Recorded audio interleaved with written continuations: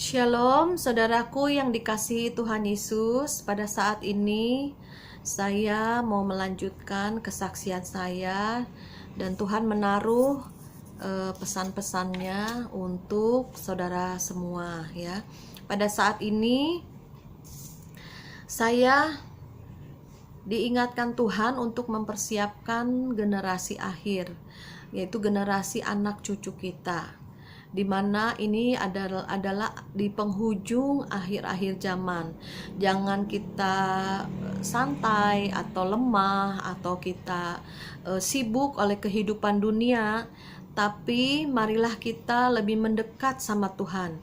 Di saat-saat terakhir ini kita lebih lagi duduk diam di bawah kakinya, di dalam doa pujian penyembahan, di dalam perenungan akan firman Tuhan kita perbanyak.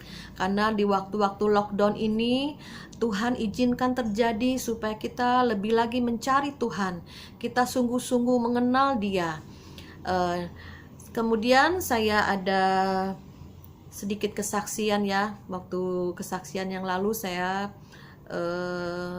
bilang saya seorang pendeta ya. Papa saya adalah seorang hamba Tuhan di sekolah Alkitab Saat Malang ya.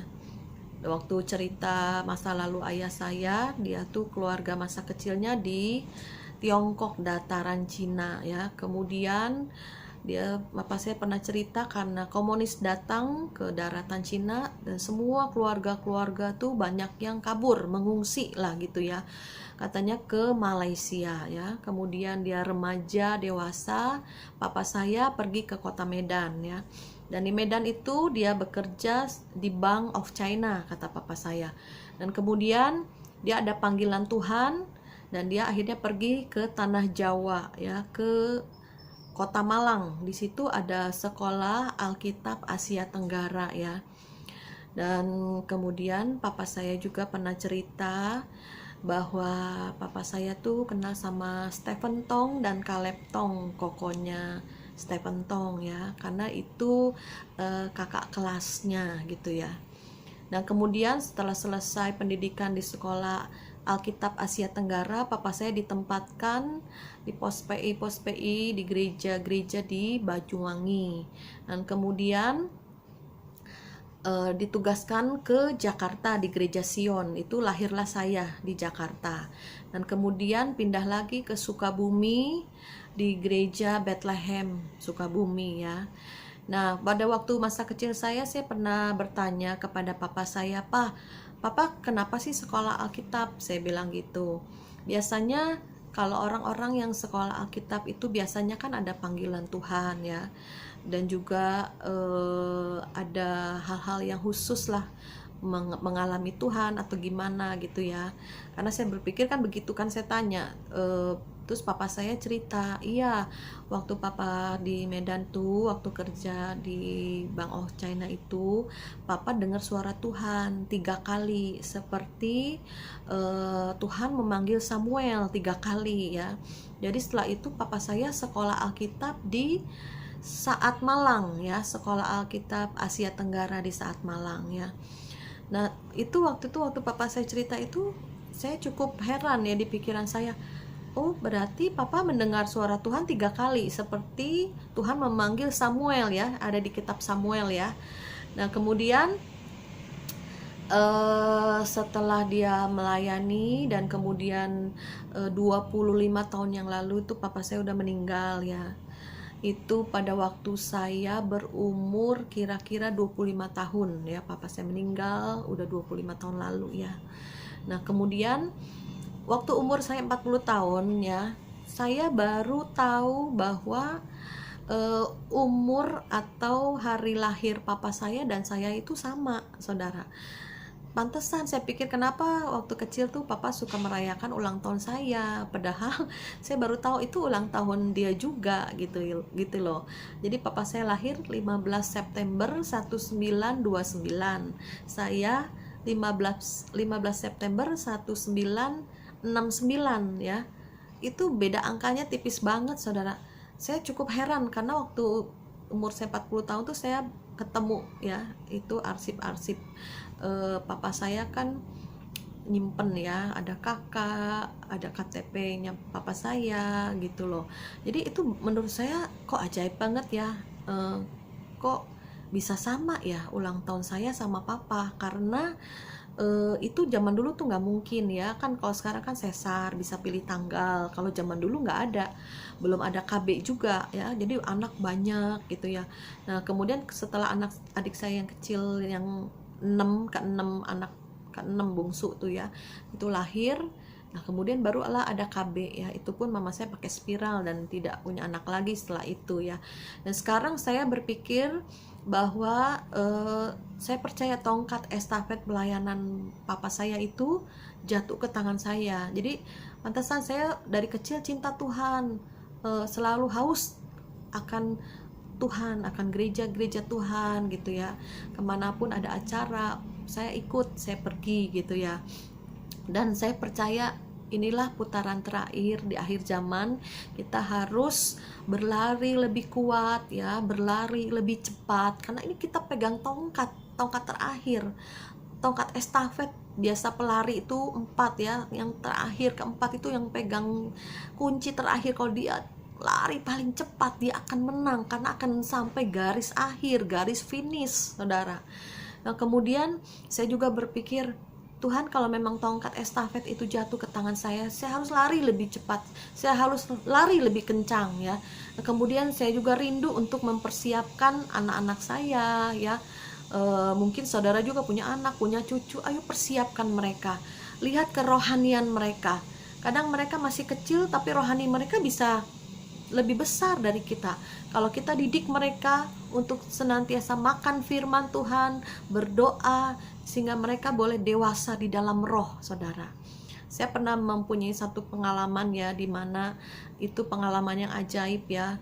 Anak saya waktu itu yang kecil masih TK ya waktu itu. Terus kemudian karena di sekolahnya sering diajarin untuk menghafal ayat-ayat Alkitab ya. Nah dia tuh lagi belajar baca ya, belum lancar baca tapi lagi belajar baca. Kemudian ada ayat-ayat hafalan yang dia hafalkan gitu kan. Nah suatu kali pada waktu saya mengalami masalah yang berat banget ya, dimana suami saya mengkhianati saya ya, itu bener-bener ujian yang terberat lah dalam hidup saya ya. Saya bisa nangis gitu sampai sebulan gitu ya. Nah kemudian pada suatu siang dia bisa berdiri ya di atas meja kecil ya, yang biasanya ada di dalam kamar ya, dia naik ke atas gitu. Kemudian dia sambil nunjuk-nunjuk saya begini, hendaklah kamu mengampuni satu dengan yang lain seperti Tuhan Yesus sudah mengampuni kamu. Saudara, saya lihat anak saya berkata begitu ya, seperti Tuhan berbicara langsung pada saya sampai bercucuran air mata, saudara. Itu firman Tuhan yang diucapkan anak saya yang saya tahu belum bisa baca, tapi karena dia bisa menghafal ayat-ayat di sekolahnya, ayat-ayat Alkitab, itu Tuhan pakai dia untuk menguatkan saya supaya saya mengampuni suami saya. Itu hal yang ajaib ya. Tuhan bisa pakai sekarang semua anak-anak, bayi-bayi ya, bernubuat, orang tua mendapat mimpi dan penglihatan, akan banyak lagi hal-hal supranatural yang akan terjadi ya. Saya ingat juga anak saya yang besar ya, waktu itu dia 6 bulan ya. Anak saya yang besar tuh namanya Angel. Saya bilang waktu saya kadang dia nangis kan, popoknya saya ganti gitu kan, waktu itu 6 bulan kan. Kemudian saya kan sambil nyanyi nyembah gitu, terus saya heran, ini anak kenapa nangis gitu, sesugukan saudara, bayi belum bisa jalan, belum bisa kuat leher ya, bisa nangis sesegukan gitu, nangis kejer sesugukan gitu ya. Terus saya diam, dia juga diam, saya nyanyi lagi penyembahan, dia nangis lagi, seperti hatinya hancur gitu, merasakan hadirat Tuhan ya dalam saya nyanyi itu kan. Saya 2 kali gitu saya lihat ini bayi kok heran gitu ya. Terus saya bilang sama suami saya, sini pi kamu nyanyi depan bayi ini deh. Saya bilang umur 6 bulan loh, kamu nyanyi deh, nyanyi rohani, ini penyembahan apa aja.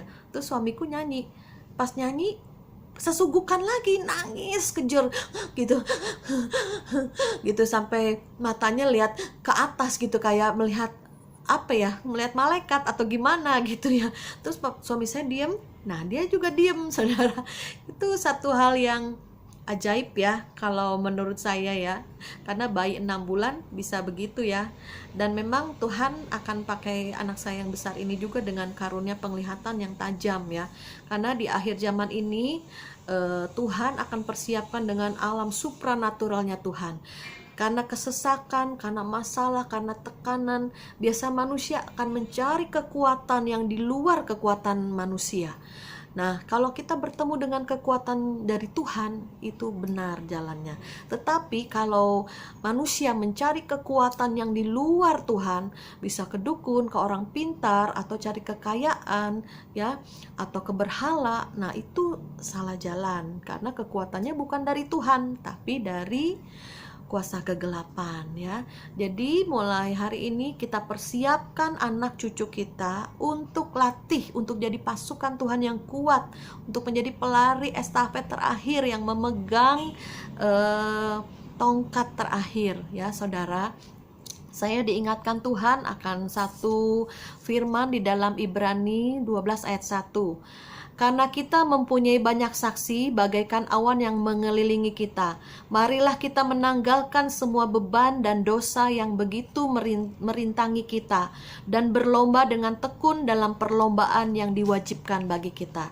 Saya percaya orang-orang yang sudah mendahului kita maupun ayah saya sudah di surga bersama Tuhan di Firdaus, dan dia sebetulnya bisa menyaksikan kita yang ada di bumi ini ya, kalau Tuhan izinkan.